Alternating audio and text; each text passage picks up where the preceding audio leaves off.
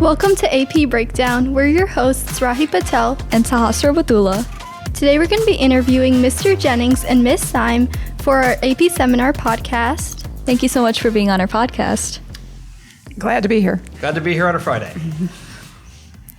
So let's start with questions. Miss Syme, can you tell us what AP Seminar is? Absolutely. AP Seminar is part of a two-class project, I guess you could call, from the College Board, which is called AP Capstone. And it was designed about 10, 15 years ago now to sort of bridge this gap between the curriculum that you learn in AP and the skills that you need when you go to college. So in my understanding, the colleges said to the College Board, we really see these students know a lot of material. They know a lot about calculus or about geography or about history, but they don't know what to do with that. They need the skills to be successful in college. So they designed this class actually around a program at Stanford University, like a freshman program at Stanford that was also called the Capstone Program. And they devised this 2-year project class that you would be in. So AP Seminar is the first of that. And so the idea in AP Seminar is to learn those skills that are necessary. And then in AP Research, year 2, you put those skills to practice by doing an individual full year kind of project where you are actually creating something new. You are finding a gap in research and you're filling that gap. So Seminar is the year where you get ready for that. You learn all the things that you need to be able to be successful in that endeavor. So it's a fantastic program that we have here at Athens. And we've had for about, I want to say 10 years now. So, Mr. Jennings, what are the pros and cons of taking an AP class? In any AP class, I would say that the biggest pro would be the rigor that you're going to be experiencing in an AP class. Especially in something like Seminar, you are being expected to take command of your learning in a way that isn't expected of you in a lot of your classes. So like, for example, in Seminar, you're going to pick or have some agency over the topic that you're going to research, where you show up to a math class or you show up to your history class and your teacher has something to teach you because of the skill focus that Ms. Syme just shared. It's really about kind of you create the shape for the skills to be like developed and things like that. That's probably its biggest pro, is like the flexibility. And then you're more motivated to do something that's more academically challenging. I would say that the con, very much in this specific moment of AP Seminar, is like the group work and the politics of the group work, which is novel to AP Seminar, that no other AP class, I think, does not necessarily have this group work component, and the stakes are really high, and people feel a little bit more uncertain about the result if they have other people that like they're depending on and stuff like that. And so I feel like that might be a con of it, is like the work feels like it's higher stakes in general compared to like what you're doing in a on-level science class or things like that. Our next question is, what are some of the skills you learned from AP Seminar? Well, you certainly learn how to research, not using Google, which is an important skill to have. We have to learn to use resources that are much higher level. So things that are peer reviewed, which means that they're produced by people who have already graduated from college, who are professionals, but they've also been reviewed by other professionals. So learning to research in that way and to really find the good information. The information is going to help you. You also have to figure out really how to structure an argument. I used to start off very simplistically, like, you want to convince your mom that she needs to buy you a car. So how do you go about structuring that argument? Well, we're doing the same thing here. You're trying to get a means to an end here. So how do I structure that argument to get me there? So there's a lot of that. There's also speaking skills, which are so important in the world today. That's the part that Mr. Jennings was referring to as a group thing. There's a group presentation. There's an individual presentation. So you certainly have to learn how to speak. We talk a lot about, how to present and what the presentation should look like, and how really that's just the visual aid and you are the presentation. And so we learn all those really, really important skills that go along with that. In addition to working with other people, working in groups, that's another really important skill. And improving your writing. We're taking you from high school level writing to college level writing, because this is, at its core, it's a college class. Yeah, I think to build off what Ms. Syme said, in those discussions of like presentation and group work and teamwork, that is, I think, a skill for the 21st century that hasn't been developed and kept within a lot of high school curriculums.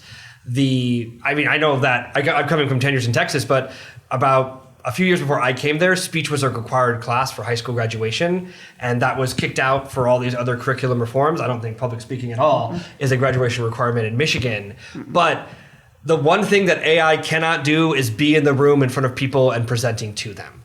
And that's something that's going to be vital to making a student's skill set relevant to the workforce, to being able to advance their own goals, entering into adulthood, but also like working a team, right? A chatbot cannot be on a team with you. You have to learn how to work with and negotiate conflicts with people. And that's also one of the most healthy things that you can do in a class is learn how to deal with challenging people and overcome challenges with a group of people.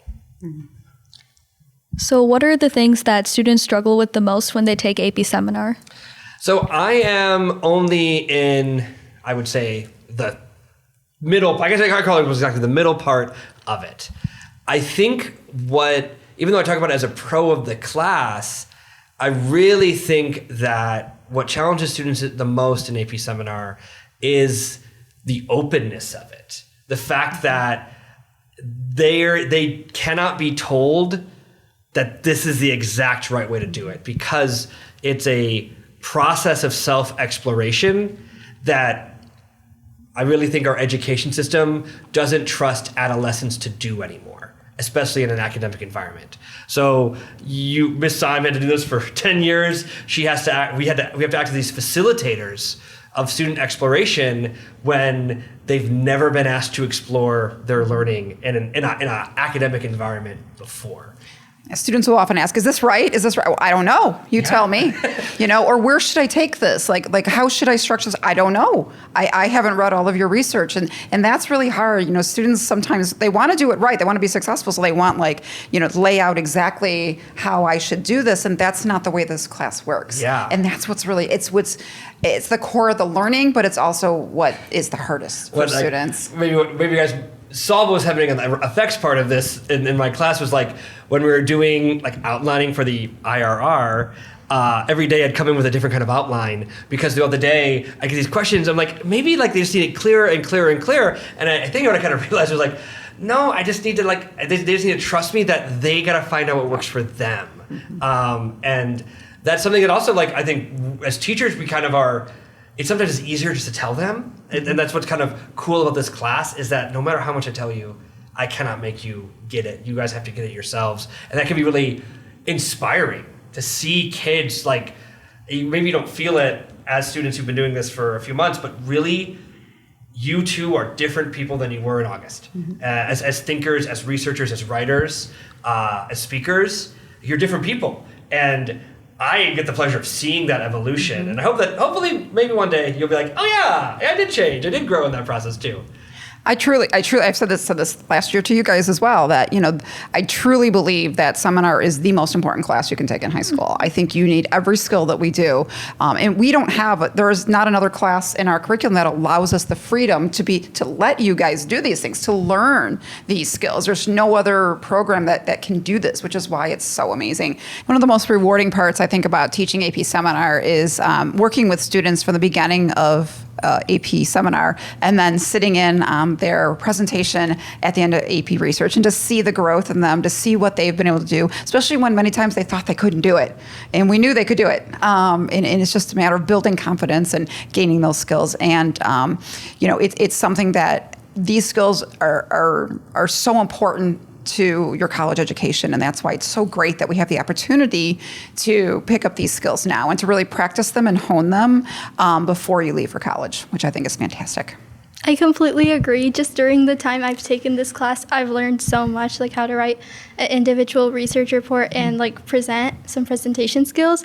But another question we have is, what is the AP test like? Because I know that's a little different from most AP tests. It is, yeah. It really is different. It is all writing. It is a lot of writing. It's a long test, but there are. It's the same questions every year. They just plug in different articles. So the first section, you read an article and you have to respond to 3 questions about it that ask you about the thesis of the article you're reading, and they ask you about the sources and how useful the sources are in supporting the theme, and things like that. So, and then the second part, you have to write a mini argumentative paper based on the 4 sources they give you. They give 4 partial sources with information, and then you have to sort of on the fly, without the time to really think too much, you have to write an argumentative paper using that evidence, but also using some outside evidence as well. So I think that's the most challenging part of all of this. And it's a lot, honestly, because after you've written, these 2 papers and the 2 presentations, you're like, oh, please, am I done? And then, there's this really long, hard test at the end, that exam in May. But, it's a lot. But, it is a college class, and it's good to be challenged in this way, because many times in college you're going to be asked to write in that way. So having those skills, again, it's just another reinforcement of what you've learned all year. Yeah. It's designed to do that. It's designed to be a reflection of all the skills you've learned all year. Yeah. What's funny about it is that test it's either half or under half of the score, right? Mm-hmm. That is taken to your overall 45%. Yes. So 45% of your score. So it kind of feels like, oh my God, there's a test at the end, but really like the papers and the presentation are all preparing you for this thing that's happening already. I feel like they might be anxious because they're like, wait, the test seems really, really different or hard compared to what we're doing in class. Don't worry, you'll be ready. You'll be ready. But on the other hand, most AP classes, your entire score is based on that one day and that one test. This does allow the assessment of your skills to go on all year, which is another good part of it, really. Mm-hmm. It's not all resting on that one day. So AP Seminar is split into 4 sections, which is IRR, TMP, IMP, and IWA, right? Mm-hmm. Yes. And how do these skills that you learn in AP Seminar benefit you in college? Okay. So I will speak. How about I do the presentation stuff, and then you can do the papers, I guess? Okay. Yeah. Okay. So I know that in my background, when I was an undergrad, I was a speech major and a history major, and the speech major had a communications component to it, which involved a semester-long small group communications course, where I was put in a group for a semester, and we had to accomplish several assignments together. And the assignments were kind of filler work to learn how to work in a team. And that is one of those things that just isn't cultivated really even a lot in most undergraduate experiences or even graduate experience. How do you accomplish a task as a team, where when you really think about any person's job, they are working with people to accomplish the task. And so that skill is introduced, cultivated, and nurtured in especially the performance task 1, which is the IRR and the TMP, especially getting ready as a group to do the team presentation. Now, they also kind of make it really nice because you're only going to have to do sometimes only a quarter or 20% of the 10-minute presentation for the team presentation, but then it goes into the individual presentation, and now you need to prepare a speech on your own over a piece of research that you've developed over this period of time for the IWA. And so that's more about how can I be in front of an audience and influence them in a meaningful way? Because you can have the best ideas on the planet, but if you have no conception of how to present yourself, you will not be persuasive. And that's another thing that we kind of say, the people who are good at it will figure it out, and everyone else will just be bad at speaking for the rest of their lives. And that's something that actually is super powerful. I coached speech for 6 years in Texas, and this, compared to that, this is the next most inspiring thing I've seen students do, is learning how to speak and persuade and tell people about something they care about and are interested in. Okay, I'll talk about the papers. Yeah, so the papers you write in here are important for 2 reasons. First of all, because you are learning how to research, as I spoke about before, and you're also learning how to read research articles. There's a skill to that because it's not like reading a magazine article, or something. It's to understand the parts of a research paper and what goes into that is really important because you'll be doing a lot of that in college, but also obviously learning how to write a paper, because I know it's been a much longer since I've been out of college than Mr. Jennings, but still you're writing papers in almost every class. So the more experience you have with it, the better. The IRR is really designed to be sort of a mini lit review, and a lit review is part of a scientific paper. And so it's giving you, that's really what you're doing. So that's preparing you for next year for AP research, because that's part of your giant paper is a lit review. So you're learning the skills to write an argument, to create an argument, to find the research that supports your argument.